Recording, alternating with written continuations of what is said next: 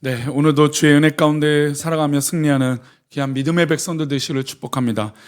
잠시 기도하시고 오늘의 말씀 나누겠습니다. 하나님 아버지, 오늘도 주의 은혜 가운데 살아가며 승리하는 믿음의 백성들 되게 도와주시고, 이 고난 주간에 주님의 보혈의 십자가 앞에 있는 귀한 믿음의 백성들 되게 도와주옵소서. 감사하며 거룩하신 예수님의 이름으로 기도합니다. 아멘. 네, 오늘의 말씀은 요한복음 21장 2절 말씀, 제목은 내 양을 먹이라라고 하는 제목입니다. 오늘 함께 읽겠습니다. 시몬 베드로와 디두모라 하는 도마와 갈릴리 가나 사람 나다나엘과 세베대의 아들들과 또 다른 제자 둘이 함께 있더니. 아멘. 사실 살다 보면 전혀 저 사람의 성향이 있고 저 사람의 성격이 있는데 완전히 다른 삶을 살아가는 사람들을 종종 보게 됩니다. 저 사람은 저 일하면 안 되는데, 저 사람은 저런 삶을 살면 안 되는데, 그런 삶이 있죠. 또 요즘은 뭐 부동산이니 뭐 주식이라니 뭐 여러 가지 금융에 관련된 것들이 너무나 부각이 많이 되어 있다 보니까 막 그래요. 그러나 누구나 그렇게 돈을 벌거나 누구나 그렇게 성공하진 않죠. 분명히 성공하는 사람이 있다면 실패하는 사람이 있고, 누구나 능숙하게 하는 사람이 있지만 누구는 무모한 행동을 하는 사람들이 있어요. 믿음의 사람들이 잘하는 행동과 무모한 행동의 기준은 무엇일까요? 오늘 본문은 사실 그것을 명확하게 말씀하고 있습니다. 우리가 살다 보면 잘할 수 있는 행동과 잘하는 행동들이 있어요. 또 반대로 무모하고 해서는 안 되는 행동들이 있죠.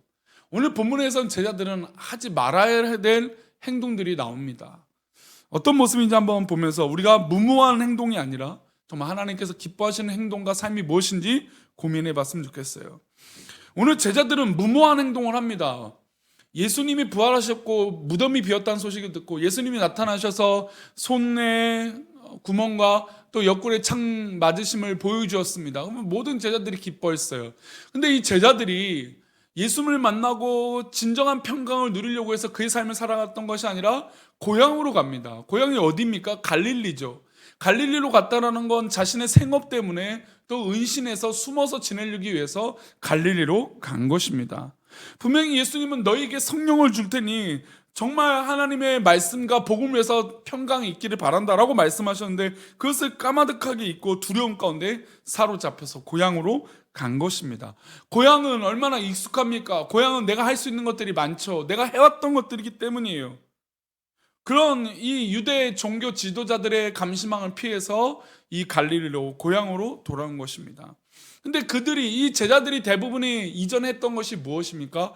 어부입니다. 물고기를 낚는 일이죠. 물고기를 잡는 일입니다. 우리 2절과 3절인데요. 보겠습니다. 시몬 베드로와 디두모라 하는 도마와 갈릴리 가나 사람 나다나엘과 세베대 아들들과 또 다른 제자 둘이 함께 있더니, 시몬 베드로가 나는 물고기 잡으러 가노라 하니 그들이 우리도 함께 가겠다 하고 나가서 배에 올랐으나 그날 밤에 아무것도 잡지 못하였더니. 이들은 원래 갈릴리에서 자랐고 바다에서 호숫가에서 물고기를 늘 잡던 사람들이었습니다. 낚시의 전문가고 낚시를 평생 동안 했던 사람입니다. 생업의 터전이죠.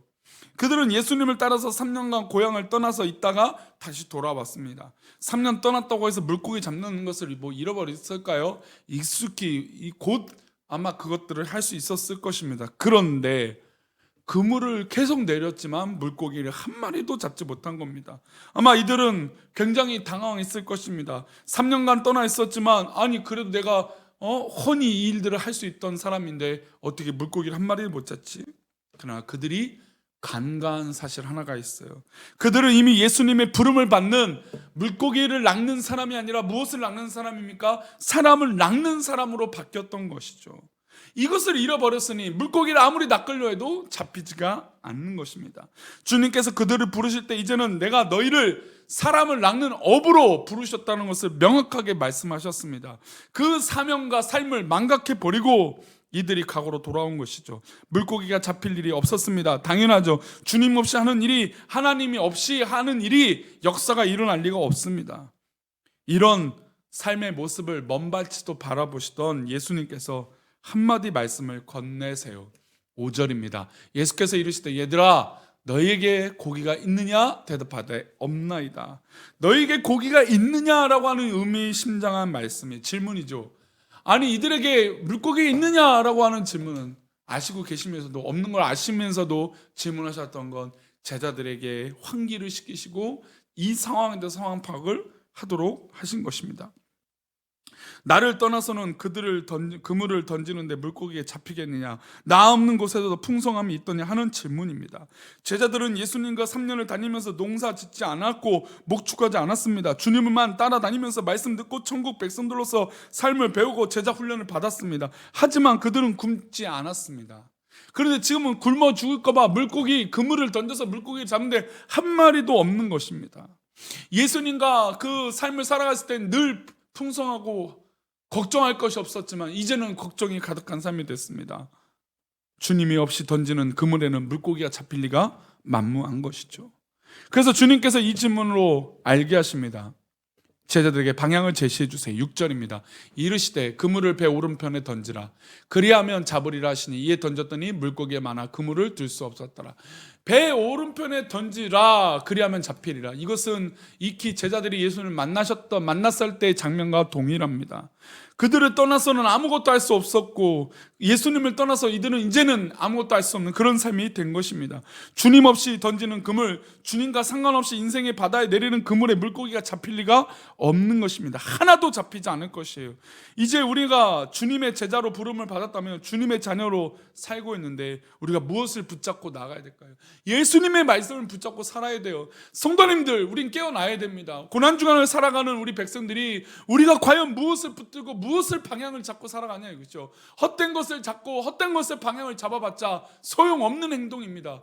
정말 가치 있고 행동, 결과를 낼 수 있는 행동은 바로 예수님의 말씀에 근거한 삶입니다. 우리가 포도나무, 가지에 접붙임을 받은 포도나무입니다. 예수님이 포도나무 원구루이신데 우리가 그것에 접붙임을 받았다면 이제 우리는 포도 열매를 맺는 게 당연한 것이에요. 다른 것이 맺어질 수가 없는 사람입니다. 그러니 다른 것 때문에 얽매여서 잘못된 결과를 내지 않기를 바랍니다. 우리는 지금 주님 안에 있는 자들입니다. 그것을 계속해서 고민해야 돼요. 그리고 예수님은 베드로에게 말씀하세요. 너는 내 양을 먹여라, 내 양을 쳐라, 내 양을 먹이라. 즉 이제 베드로의 삶은 양을 치고 양을 먹이는 삶이에요. 그렇게 뒤바뀐 인생들이에요. 우리도 예수님 믿음으로 뒤바뀌고 바뀐 삶이에요. 베드로는 주님의 말씀을 따라서 예루살렘 교회의 지도자가 되었고 그물을 던졌더니 설교의 열매를 3,000명, 5,000명 맺게 되는 놀라운 역사가 베드로 가운데 있게 된 것입니다.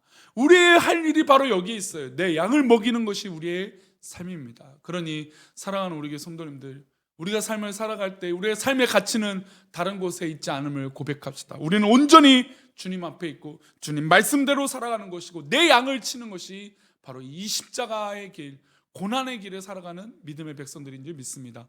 기도하겠습니다. 하나님, 우리 믿음의 백성들이 주 앞에 온전하게 있기를 소망하며 정말 믿음의 백성답게, 믿음의 성도답게 그렇게 살게 하여 주옵소서. 내가 이제는 과거에 얽매여서 과거의 삶이 아니라 진정한 주님께서 기뻐하시는 삶을 살게 하여 주옵소서. 함께 하실 것을 믿사오며 거룩하신 예수님의 이름으로 기도합니다. 아멘.